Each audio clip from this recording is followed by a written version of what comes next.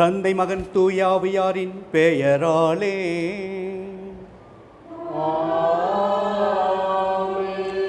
நம் ஆண்டவராகிய இயேசு கிறிஸ்துவின் அருளும் கடவுளின் அன்பும் தூயாவியாரின் நட்புறவும் உங்கள் அனைவரோடும் இருப்பதாக. ஆன்மாவோடும் இருப்பதாக. இறையேசுவில் அன்பார்ந்த சகோதர சகோதரிகளே, இன்றைய திருப்பலியானது இன்றைய நாளில் 4வது பிறந்த நாளை கொண்டாடுகின்ற ஹன்னா மௌரின் என்ற குழந்தையின் வாழ்க்கையில் இறைவன் செய்த எல்லாவிதமான நன்மைகளுக்கு நன்றியாகவும், இந்த குழந்தையை இறைவன் நிறைவாக ஆசிர்வதித்து இந்த குழந்தையானது ஞானத்திலும் அறிவிலும் இறை நம்பிக்கையிலும் உடல் உள்ள ஆரோக்கியத்திலும் வளர தேவையான வரம் வேண்டி ஒப்புக் கொடுக்கப்படுகின்றது. மேலும் இந்த திருப்பலியிலே மரித்த அருட்தந்தை ஜீவராஜ், குஞ்சம்மா, எல்கே புல்மோரே, ஜெயசீலன், ஜெயசீலி, லூயிஸ் மேரி, யாரும் நினையாத ஆன்மாக்கள், உத்தரிக்கிற ஸ்தலத்தில் இருக்கின்ற ஆன்மாக்களுடைய இளைப்பாற்றிக்காக இந்த திருப்பலியானது ஒப்புக் கொடுக்கப்படுகின்றது.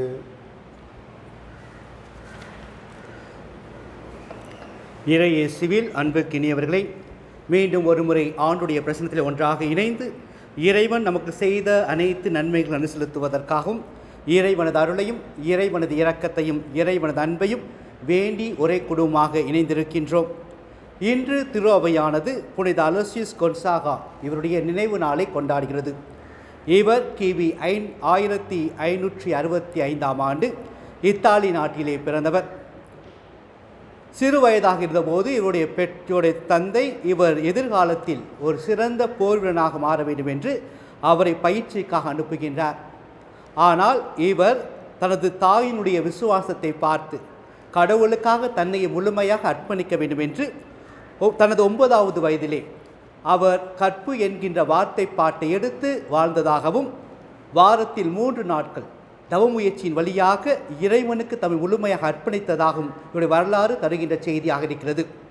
தனது 13வது வயதிலே இவர் ஸ்பெயின் நாட்டுக்கு சென்று அங்கு சேசவினுடைய அவருடைய வாழ்க்கை முறையின் மீது அதிகமான ஆர்வம் கொண்டு தன்னை அந்த சபையில் இணைத்து கொண்டு குருவாக அருட்பொழிவு செய்கின்றார். தனது துறவற வாழ்விலே மக்களுக்காகவும் இறைவனுக்காகவும் தன்னை முழுமையாக அர்ப்பணிக்கின்றார். அதிலும் குறிப்பாக இளையோர்களுக்காக தன்னுடைய வாழ்நாளை முழுமையாக அர்ப்பணித்ததாக அவருடைய வரலாறு தருகின்ற செய்தியாக இருக்கிறது. இதன் காரணமாக 1716 ஆண்டு திருத்தந்தை பெனடிக்ட் 13 இவரை புனிதராக உயர்த்திய போது இவரை இளைஞருடைய பாதுகாவலர் என்று சொல்கின்றார். எனவே இளம் வயதிலே 23 வயதிலே மரித்த இவர் இளம் வயதிலே கடவுளுக்காக தன்னையை முழுமையாக அர்ப்பணித்து ஆண்டவருக்குரிய வாழ்க்கை வாழ்ந்தவர். இவருடைய நாளிலே நம்முடைய இளைஞர்கள் இளம் பெண்களுக்காக சிறப்பாக ஜெபிப்போம். உலக ஆசையிலும் உலக மாயிலும் அவர்கள் தங்களுடைய வாழ்க்கை இழந்து விடாமல் ஆண்டவர் மீது அன்பு கொண்டு இப்புனிதரைப் போல தூய்மை நிறைந்தவராக வாழவும், தங்களுடைய சிந்தனைகளும் தங்களுடைய வாழ்க்கை முறையிலும் பரிசுத்தமான ஒரு வாழ்க்கையை வாழ்ந்து அதன் வழியாக இறைவனது அன்பையும் இறைவனது அருளையும் பெற்று அவற்றை பிறரோடு பகிர்ந்து கொள்ள இறைவன் அவளுக்கு துணை புரிய வேண்டும் என்று இளையோர்களுக்காக சிறப்பாக திருப்பலியில் மன்றாடுவோம். இத்திருப்பலி நாம் தகுதியோடு ஒப்புக் கொடுத்திட கடவுளுக்கு முன்பாக நாம் அனைவரும் பாவிகள் என்கின்ற யதார்த்தத்தை ஏற்றுக்கொண்டு பாவத்திற்காக மனவருந்தி இறைவனது மன்னிப்பையும் இரக்கத்தையும் மன்றாடுவோம். எல்லாம் வல்ல இறைவனும் சகோதர சகோதரிகளிடமும் நான் பாவிகளை ஏற்றுக்கொள்கிறேன். ஏனெனில் சிந்தனையாலும் சொல்லாலும் செயலாலும் கடமைகள் தவியதாலும் பாவங்கள் பல செய்தேன். என் பாவமே என் பாவமே என் பெரும் பாவமே.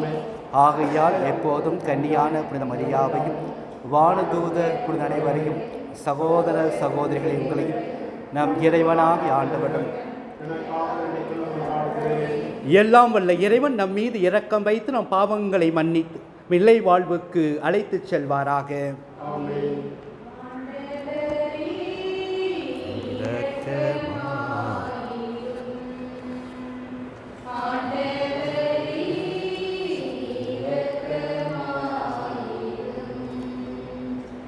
கிறிஸ்துவே இரக்கம்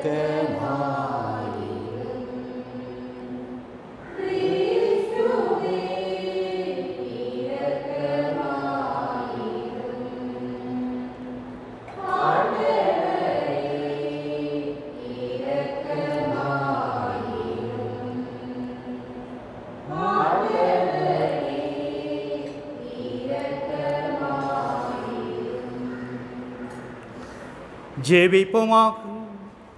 எல்லாம் வல்ல இறைவா, புனித அலேசியஸின் வாழ்வில் வேகத்தகு மாசின்மையின் தவம் இணைந்திருக்க செய்தீரே.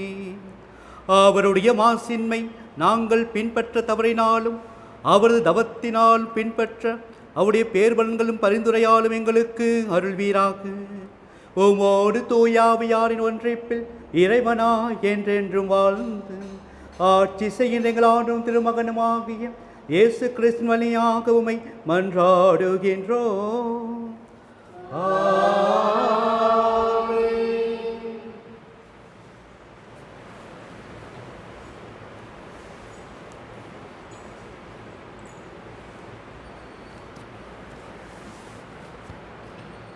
முதல் வாசகம். ஆண்டவர் ஆபிராமுக்கு கூறியபடியே அவர் புறப்பட்டு சென்றார். தொடக்க நூலிலிருந்து வாசகம். அதிகாரம் 12, இறை வார்த்தைகள் 1-9 முடிய.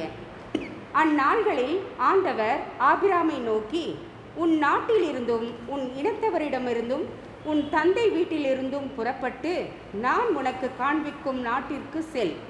உன்னை நான் பெரிய இனமாக்குவேன், உனக்கு ஆசி வழங்குவேன், உன் பெயரை நான் சிறப்புற செய்வேன், நீயே ஆசியாக விளங்குவாய்.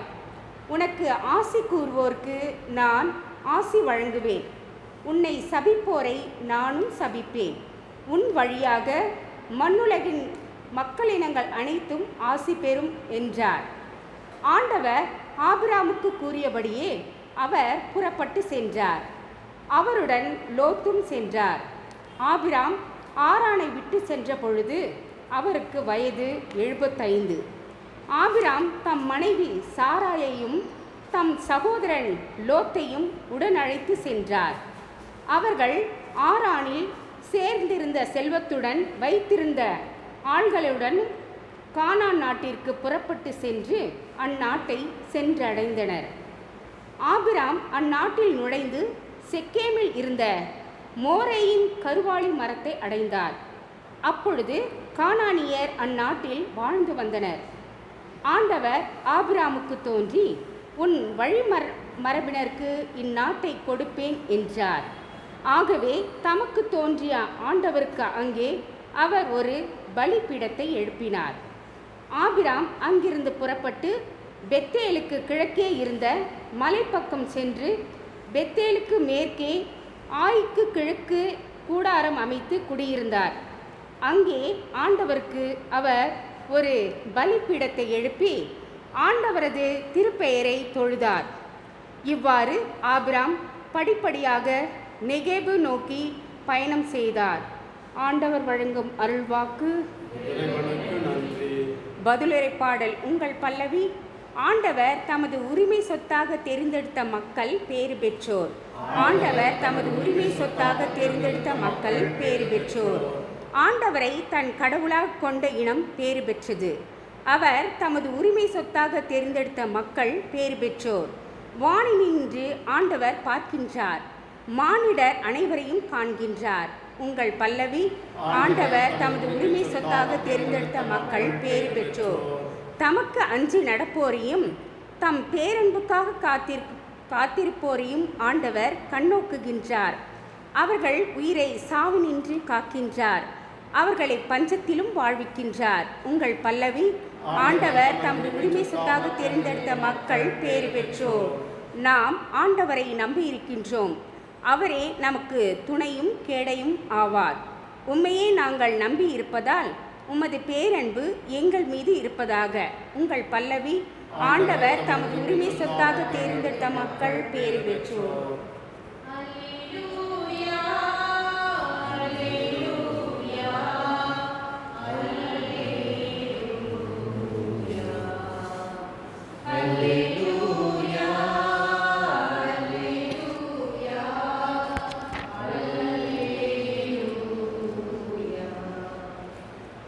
கடவுளுடைய வார்த்தை உயிருள்ளது, ஆற்றல் வாய்ந்தது, ஆன்மாவையும் ஆவியையும் பிரிக்கும் அளவுக்கு புத்தி ஊடுருவுகிறது.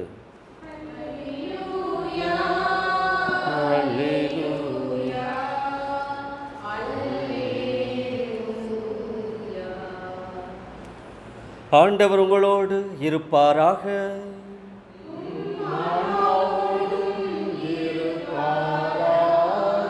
புனித மத்தேயு எழுதிய நற்செய்தியிலிருந்து வாசகம்.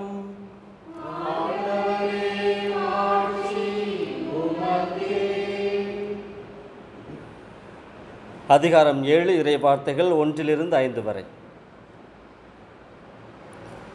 அக்காலத்தில் இயேசு தம் சீடரை நோக்கி கூறியது: பிறர் குற்றவாளிகள் என தீர்ப்பளிக்காதீர்கள், அப்போதுதான் நீங்களும் தீர்ப்புக்கு உள்ளாக மாட்டீர்கள். நீங்கள் அளிக்கும் தீர்ப்பையே நீங்களும் பெறுவீர்கள்.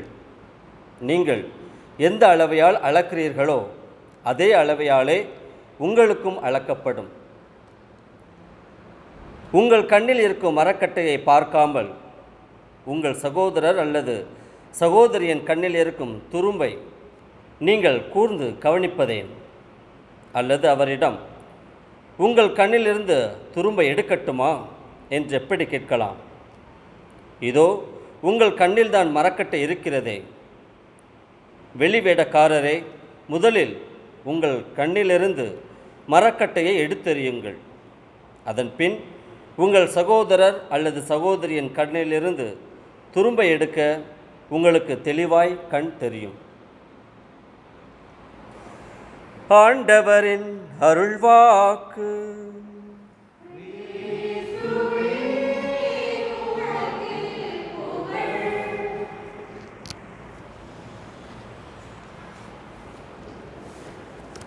இறையேசுவில் அன்புக்கினியவர்களே,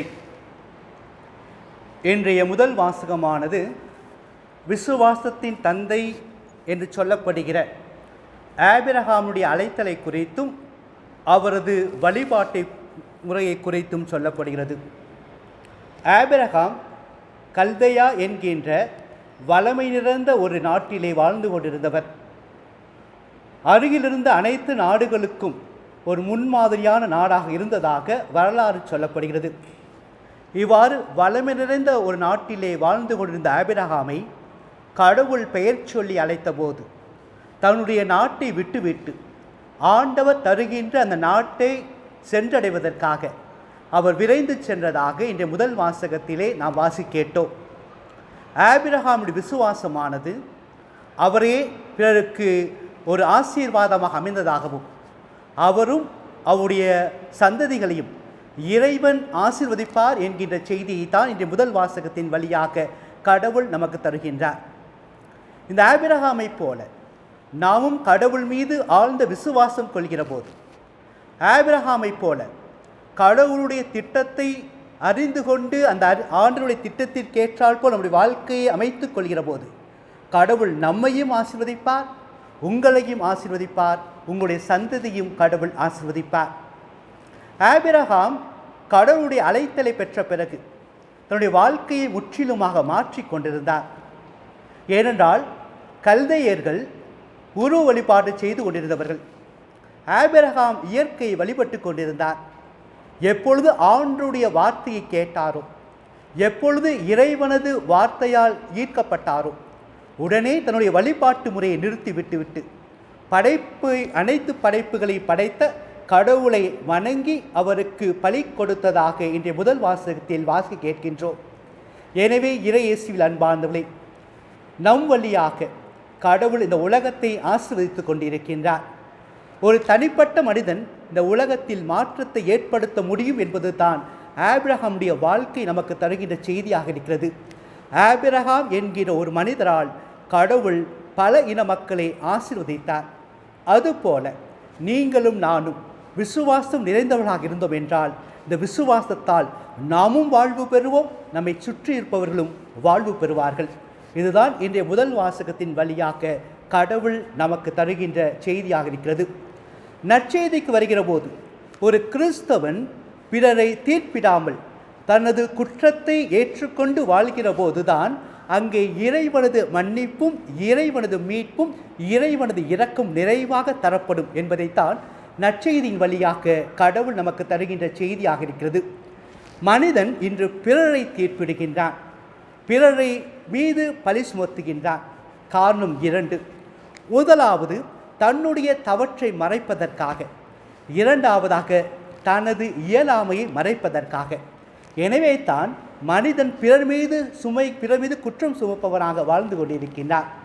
இந்த சூழ்நிலையில் கடவுள் நமக்கு தருகிற செய்தி, நீ பிறரை தீர்ப்பிடாதே, ஏனென்றால் கடவுள் உனக்கு தீர்ப்பிட மாட்டார். பிளாத்தினுடைய வாழ்க்கையில் பார்க்கிறோம், பிளாத்து இயேசுவை தீர்ப்பிட்டார். காரணம், பிளாத்து தன்னுடைய பதவியின் மீது ஆசை கொண்டிருந்தார். எனவே இறை இயேசுவில் அன்பார்ந்தவர்களே, இன்று கடவுள் நமக்கு தருகிற செய்தி, நீ பிறரை தீர்ப்பிடாமல் உன்னுடைய குற்றத்தை ஏற்றுக்கொண்டு நீ கடவுள் முன்பாக ஜெபிக்கிற போது, உன்னுடைய குற்றத்தை ஏற்றுக்கொண்டு கடவுளை நோக்கி வருகிற போது இறைவன் உன்னை மன்னிக்கின்றார். விவிலியத்தில் பல நிகழ்வுகளை பார்த்தாலும் 3 நிகழ்வுகளை உங்களிடம் சொல்ல விரும்புகிறேன். முதலாவதாக, எப்பொழுது இயேசு பேதுருவை அழைத்தாரோ அப்பொழுது பேதுரு சொன்னார், இதோ நான் பாவி என்று சொன்னார். உடனே இயேசு சொன்னார், இன்று முதல் நான் உன்னை மனிதனை பிடிப்பவனாக மாற்றுவேன் என்று சொல்லி பேதுருவை இயேசு ஏற்றுக்கொண்டார். இரண்டாவதாக, சக்கேயுடைய வாழ்க்கையை பார்க்கின்றோம். சக்கேயை சொல்கின்றார், நான் யாராவது ஏமாற்றியிருந்தால் நான் அவரிடம் என்னிடம் இருப்பவற்றை பகிர்ந்து கொள்வேன் என்று சொல்கிற போது இயேசு சொல்கின்றார், இவனும் ஆபிரகாமின் மகன் அல்லவா, இன்றே இவனுக்கு மீட்பு வந்தது என்று சொல்கின்றார். இறுதியாக இயேசு அந்த கல்வாரி மலையிலே அந்த சாவி நெருங்கிய போது அந்த நல்ல கல்வன் சொல்கின்றார், நாங்கள் செய்தது தவறு தான், நீ விண்ணுலகம் சென்றால் நீ எங்களை நினைவுகூர் என்று சொன்னபோது நீ இன்றே என்னோடு விண்ணரசில் இருப்பார் என்று சொல்கின்றார். எனவே இறை இயேசுவில் அன்பார்ந்தவர்களே, நம்முடைய அனுதின வாழ்க்கையிலே நாம் பிறரை குறை சொல்லாமல், பிறரை தீர்ப்பிடாமல், நம்முடைய குற்றங்களை நம்முடைய தவறுகளை ஏற்றுக்கொண்டு வாழ்கிற போது இறைவன் நம்மை மன்னிக்கின்றார். ஏனென்றால் கடவுளும் நம்மை தீர்ப்பிடுவ விரும்பவில்லை. இதைத்தான் விபச்சார பெண்ணுடைய வாழ்விலை பார்க்கின்றோம். இயேசு சொல்கின்றார், நானும் உன்னை தீர்ப்பிட மாட்டேன், ஆனால் இனிமேல் நீ பாவம் செய்யாதே என்று சொல்கின்றார். எனவே இறை இயேசுவில் அன்பார்ந்த இறை மக்களே, நம்முடைய வாழ்விலே நம்முடைய குற்றங்களை ஏற்றுக்கொண்டு மனம் வருந்துவோம். அதன் வழியாக இறைவனது அருளை பெறுவோம். இறைவனது அருள் இருக்கிற போது நம்முடைய விசுவாசம் ஒரு உறுதியான விசுவாசமாக இருக்கும். நம்முடைய விசுவாசம் உறுதியாக இருக்கிற போது எவ்வாறு ஆபிரகாமை பார்த்து கடவுள் சொன்னாரோ, நீ ஆசீர்வாதமாக இருக்க சொன்னாரோ, அதே போல கடவுள் நம்மை பார்த்து சொல்லுவார், மகனே மகளே, நீ ஆசீர்வாதமாக இருக்கின்றாய். யாரையெல்லாம் நீ ஆசீர்வதிக்கிறாயோ அவர்களெல்லாம் உன்னால் ஆசீர்வதிக்கப்பட்டவர்களாக இருப்பார்கள் என்று சொல்கின்றார். ஆமென்.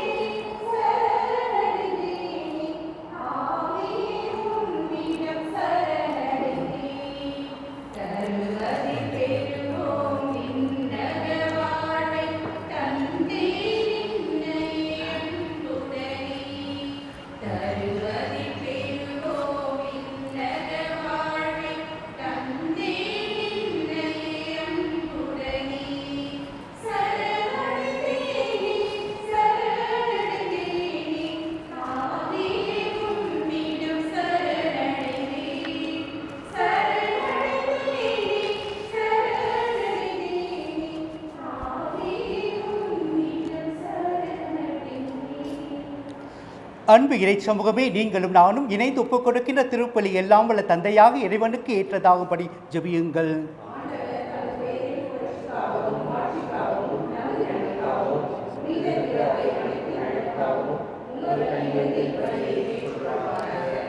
எல்லாம் வல்ல இறைவா, புனித அலேசியஸின் எடுத்துக்காட்டை பின்பற்றி நாங்கள் எப்பொழுதும் திருமண ஆடை அணிந்தவர்களாய் விண்ணக விருந்தில் பங்கு கொள்ள செய்தருளும்.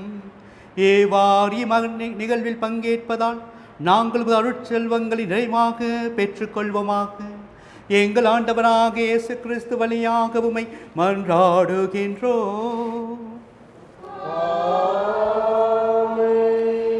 ஆண்டவர் உங்களோடு இருப்பாராக.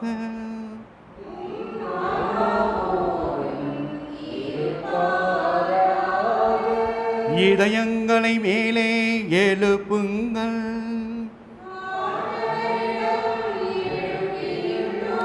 நம் இறைவனாகிய ஆண்டவருக்கு நன்றி கூறுவோம்.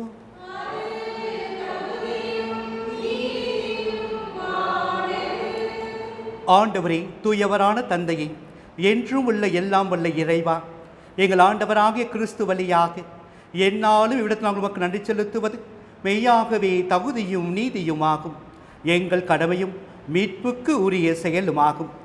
ஏனென்றாலும் புனிதர்களின் வியத்தகு சாட்சியத்தால் திரு அவை என்றும் புதிய ஆற்றல் பெற்று வளம் அடைகிறது. இவ்வாறு எங்கள் மீது கொண்டிருக்கும் பரிவன்பை தெளிவாக காட்டுகின்றேன். மேலும் எங்கள் மீட்பின் மறை நிகழ்வை நாங்கள் நிறைவேற்றுவதில் அப்புனிதர்களின் சிறப்புமிக்க எடுத்து காட்டால் தூண்டப்பெற்று அவர்களது தகுந்த பரிந்துரையால் என்றும் ஊக்கம் பெறவும் அருளுகின்றேன். ஆகவே ஆண்டவரே, வானதூதர் புனித அனைவரோடும் நாங்கள் சேர்ந்து முது பெருமையை பறைச்சாற்றி அக்களிப்புடன் சொல்வதாவது: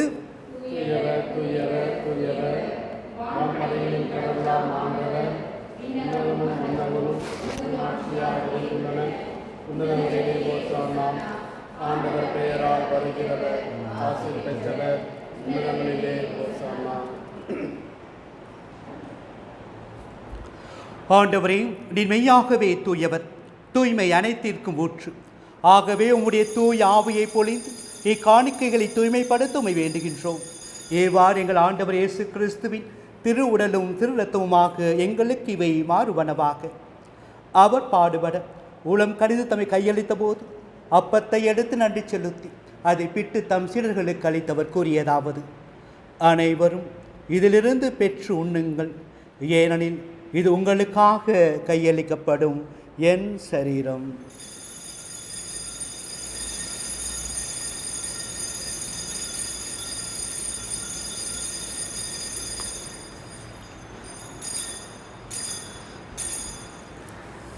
அவ்வண்ணமே இரவு விருந்தை அருந்திய பின் கிண்ணத்தையும் எடுத்து மீண்டும் மக்கள் நன்றி சொல்லி தம் சீடர்களுக்கு அளித்தவர் கூறியதாவது: அனைவரும் இதிலிருந்து பெற்று பருகுங்கள், ஏனெனில் இது புதிய நிலையான உடன்படிக்கைக்குரிய இரத்தத்தின் கிண்ணம். இது பாவ மன்னிப்புக்கென்று உங்களுக்காகவும் பலருக்காகவும் சிந்தப்படும். இதை என் நினைவாக செய்யுங்கள்.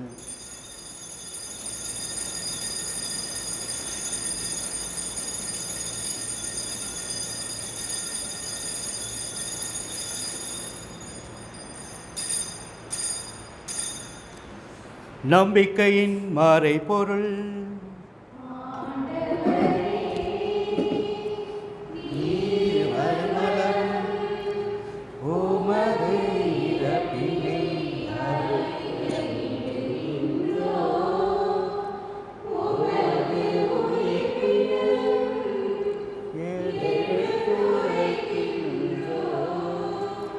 ஆகவே ஆண்டவரே, நாங்கள் கிறிஸ்துவின் இறப்பினையும் உயிர்ப்பினை கூர்ந்து வாழ்வதரும் அப்பத்தையும் மீட்பளிக்கும் கிண்ணத்தையும் ஒப்புக் கொடுக்கின்றோம்.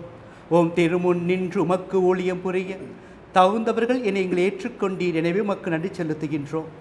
மேலும் கிறிஸ்துவின் உடலிலும் இரத்தத்திலும் பங்கு கொள்ளும் எங்களை தூய ஆவியார் ஒன்று சேர்க்க வேண்டுமென உம்மை தாழ்மையுடன் மன்றாடுகின்றோம். ஆண்டவரே, உலகெங்கும் பரவியிருக்கும் உமது திரு அவையை நினைவு கூர்ந்தருளும். எங்கள் திருத்தந்தை பிரான்சிஸ், எங்கள் ஆயர் நீதிநாதன், எல்லா திருநிலையினர் ஆகிய அனைவரோடும் உமது திரு அவை அன்பில் நிறைவு பெறச் செய்திருளும். ஆண்டவரை, இன்றைய நாளில் தன்னுடைய பிறந்த நாளை கொண்டாடுகின்ற ஹன்னா மௌரின் என்ற குழந்தையை நிறைவாக ஆசீர்வதித்திருளும். தூய் ஆவியானவருடைய வல்லமையினால் நிரப்பி இந்த குழந்தையானது சிறு வயதிலிருந்து ஞானத்திலும் அறிவிலும் உடல் உள்ள ஆரோக்கியத்திலும் இறை நம்பிக்கையிலும் வளர தேவையான எல்லா வரங்களையும் தந்து ஆசீர்வதிப்பீராக. மேலும் உயிர்த்தலும் எதிர்நோக்குடன் துயில் கொள்ளும் எங்கள் சகோதர சகோதரிகளையும், குறிப்பாக இன்று நாங்கள் நினைவு கூறும் அருள் தந்தை ஜீவராஜ், குஞ்சம்மா, எல்கே புல்மோரே, ஜெயசீலன், ஜெயசீலி, லூயிஸ் மேரி, யாரின் வினை ஆன்மாக்கள் மற்றும் உத்தரிக்க ஸ்தலத்தில் இருக்கக்கூடிய ஆன்மாக்கள் ஒவ்வொருவரையும் நீர் உமது பரிவிறக்கத்தால் மன்னித்து உமது வான்வீட்டில் சேர்த்துக்கொள்வீராக. எங்கள் அனைவர் மீதும் இரக்கமாயிரும். கடவுளின் கன்னித்தாயான புனித மரியா, அவருடைய கணவரான புனித யோசேப்பு, புனித திருத்தூதர்கள், இவ்வுலகில் முக்குகொண்டவராய் இருந்தோராகிய புனிதர் அனைவருடனும் நாங்கள் நிலைவாழ்வில் பங்குகொள்ளும் தகுதி பெற்று திருமகன் இயேசு கிறிஸ்து வழியாக உம்மை புகழ்ந்தேத்து வரமருள உம்மை மன்றாடுகிறோம்.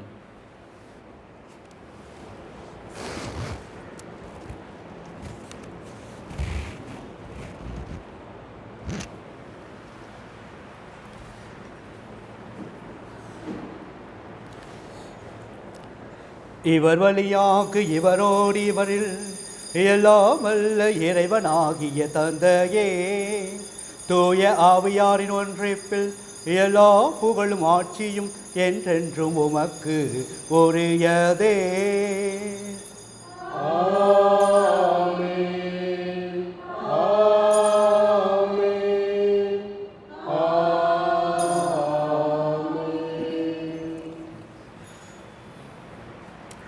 ஆண்டவர் இயேசு கற்றுக் கொடுத்த ஜெபத்தை இணைந்து ஜெபிப்போம்.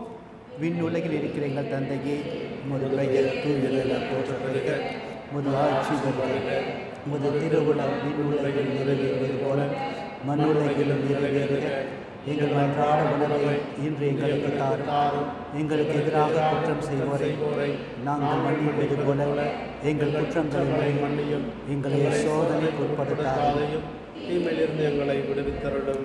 ஆண்டவரே, தீமை அனைத்திலுமிருந்தும் இயற்கையின் சீற்றங்கள், வன்முறைகள், நம்பிக்கையற்ற வாழ்க்கை முறை, மகிழ்ச்சியற்ற வாழ்க்கையின் சூழ்நிலைகள், நாளுக்கு நாள் அதிகரித்து வருகின்ற கொள்ளை நோயுடைய தாக்கம், இவற்றிலிருந்து எம்மைய மக்களை விடுவித்து பாதுகாத்து எங்கள் வாழ்நாள் அமைதியை கனிவுடன் மன்றாடுகின்றோம். இரக்கத்தின் உதவியால் நாங்கள் பாவத்திலிருந்து எப்போதும் விடுதலை பெற்று யாதொரு கலக்கமின்றி நலமாயிருப்போமாக. நாங்கள் இதை நோக்கியிருக்கும் பேரின்பத்திற்காகவும் எம் மீட்பராக இயேசு கிறிஸ்து வருகைக்காகவும் காத்திருக்கின்றோம்.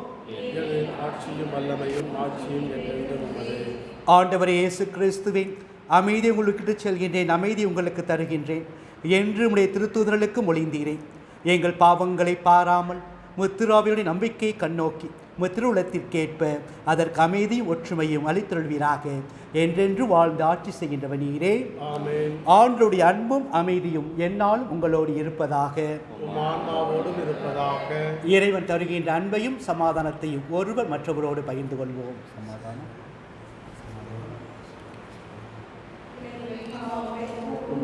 செம்மறியே, எங்கள் மேல் இரக்கமாயிரும். உலகின் பாவங்களை போக்கும் இறைவனின் செம்மறியே, எங்கள் மேல் இரக்கமாயிரும். உலகின் பாவங்களை போக்கும் இறைவனின் செம்மறியே, எங்களுக்கு சமாதானத்தை.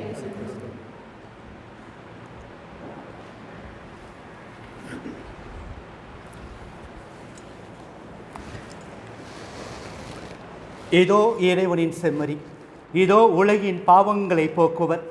நமக்கு சுகம் தருகின்ற கடவுளும் நம்மை நிறைவாக ஆசீர்வதிக்கின்ற கடவுளும் நமக்கு போதுமான நன்மைகளை செய்து நம்முடைய விசுவாசத்தை உறுதிப்படுத்துகின்ற கடவுள் இவரே. இதோ இன்று நம்மை நிறைவாக ஆசீர்வதிப்பதற்கும் நம் ஒருவருக்கும் நல்ல உடல் உள்ள ஆரோக்கியத்தை கொடுத்து நம்முடைய விசுவாசத்தை உறுதிப்படுத்தி அவரது அன்பில் நிலைத்திருக்க நமக்கு உன்னதமான அழைப்பு தருகின்றார். இந்த ஆண்டுடைய திருவிருந்துக்கு அழைக்கப்பட்ட நீங்களும் நானும் பேறு பெற்றவர்களே.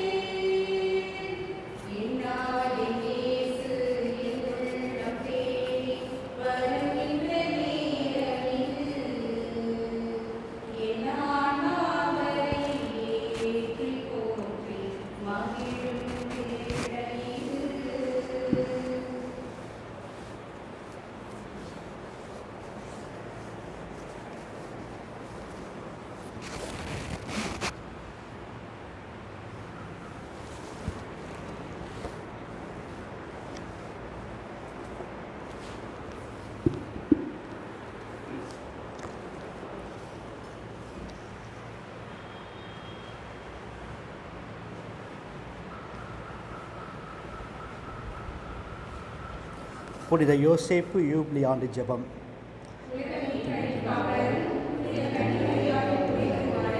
புனித யோசேப்புவே, உம்மை போற்றுகிறோம். கடவுள் புனித மரியா உம்மிடம் நம்பிக்கை வைத்தார். உம்மிடத்தில் இயேசு கிறிஸ்து மனிதனாக வந்தார்.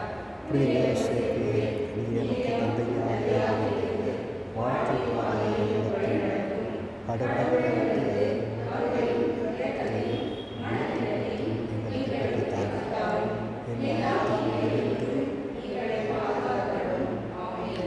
புனித யோசேப்புவே,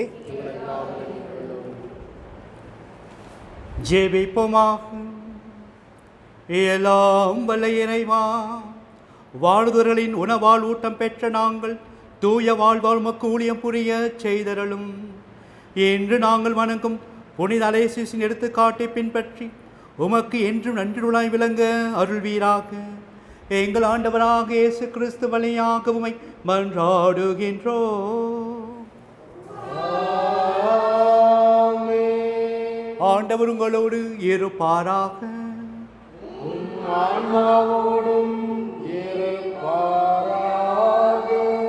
எல்லாம் வல்ல இறைவன் தந்தை, மகன், தூய ஆவியானவர் உங்கள் அனைவரையும் ஆசீர்வதிப்பாராக. இறைவனது அருளையும் அன்பையும் நிறைவாக பெற்றவளாக சென்று வாழ்வோம். திருப்பலி நிறைவுற்றது. இறைவனுக்கு